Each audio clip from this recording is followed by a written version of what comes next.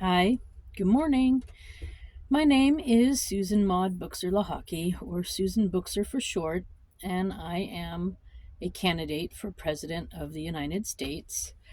And this is a children's book reading by a candidate, and I am the candidate today. I mean, so far I've always been the candidate as far as reading children's books.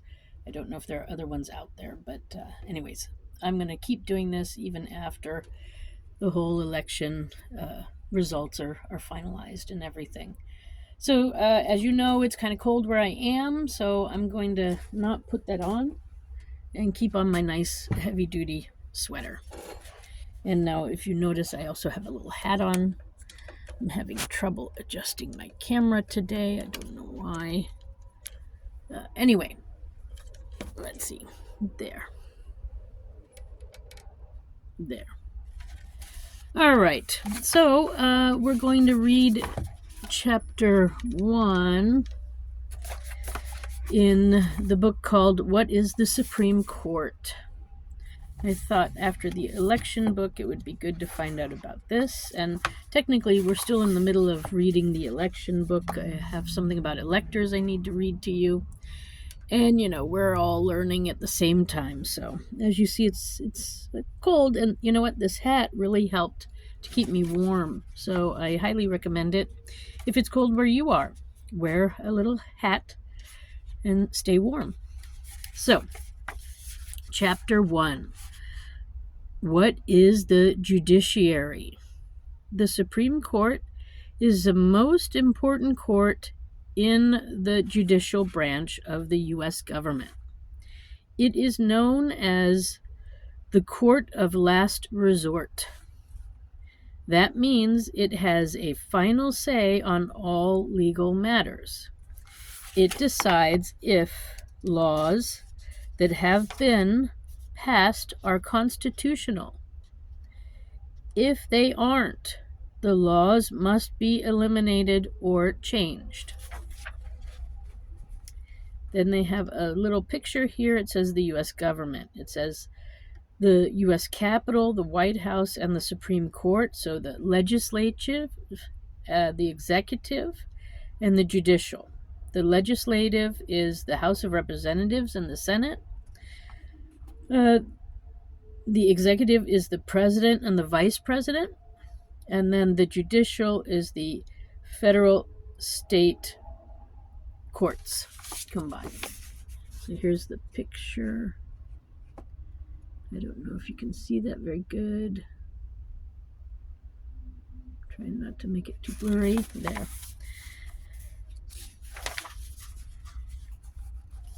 As written in the Constitution, the other two branches of government are the executive, the president and advisors, and legislative, Congress, in which laws are passed. The Supreme Court cannot hear every appeal. The justices accept about 80 out of more than 7,000 requests, called petitions, each term. They meet as a group called a conference to choose cases that are about the most important legal issues of the day, like the Brown case about schools. Each case needs the approval of at least 4 justices to get into the Supreme Court docket, the schedule of cases. How can the justices read thousands of requests? They have clerks, who are young lawyers, to help them. Clerks are assigned to each justice's office, called chambers. But the justices meet together in private to discuss what cases to hear. Here is a picture of Justice Sonia Sotomayor meeting with one of her helpers.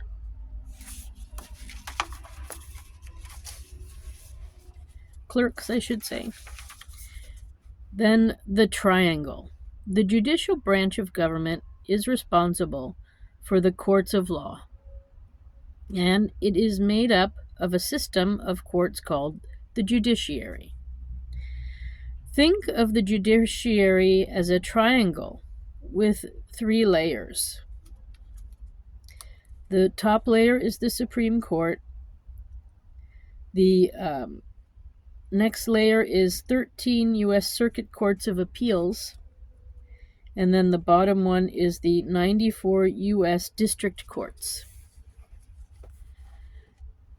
The first and the lowest layer is composed of federal district courts. These courts decide all kinds of cases, from some types of murder trials to bankruptcies, when people or companies run out of money and can't pay bills. Cases across the country are tried in 94 federal district courts. Federal cases are usually decided by juries, but sometimes by a judge alone. States, counties, and cities have their own courts as well. If one side in a trial thinks the federal court decision is wrong, it can appeal.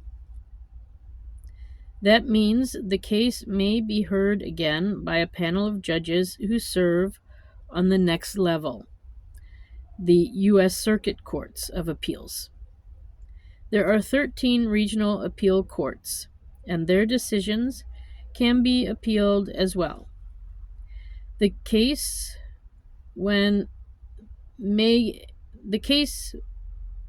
may go to the Supreme Court, but that's the last stop.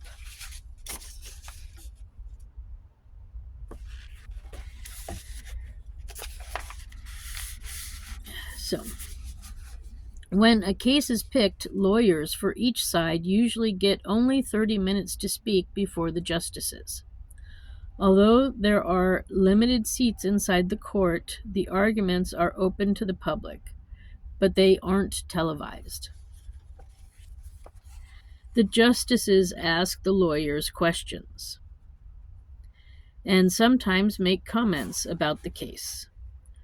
Among the justices in the court in 2021, Stephen Breyer, for example, talked a lot while Clarence Thomas mainly stayed quiet on the bench. The justices do not issue their decisions right away. After hearing the lawyers, the justices sometimes meet afterwards to discuss the case further. Then they each decide on their own how to vote. The majority, 5 or more of the 9 justices, win the case. Justices in the minority can write dissenting opposition opinions, but that will not change the court's decision.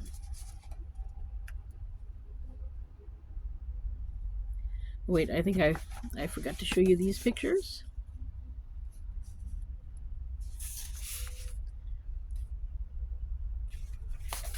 It's Clarence Thomas and Stephen Breyer. Then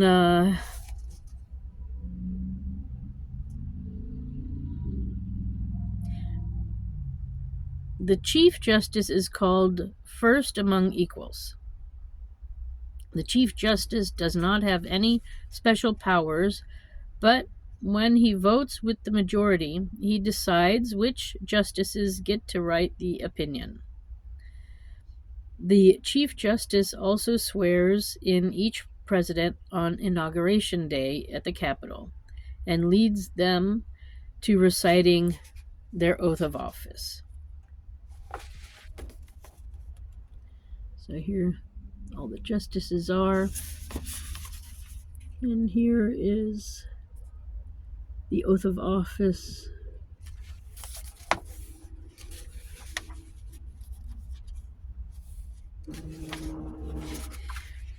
Then they have a special section here on learn to speak legalese. The legal terms, often in Latin, used by the Supreme Court can sound unfamiliar. Here are some translations. Stare decisis. I don't know if I'm saying it right. This means to stand by things decided. On other words, a decision made by one court is rarely overturned by a later court. Precedent. How an issue was decided in an earlier case. Opinion. A Supreme Court majority decision. Dissent minority. Statements of disagreement by the justices issued along majority opinion. Counsel, what a lawyer is called. Petition, a legal filing asking the Supreme Court to hear a case. Oath, a promise to tell the truth to the court. Chambers, a justice's office. Habeas corpus, a requirement that a prisoner must be brought to court to determine whether their imprisonment is lawful.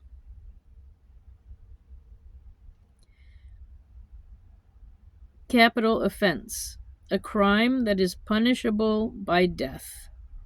The Supreme Court sometimes hears appeals from death row inmates.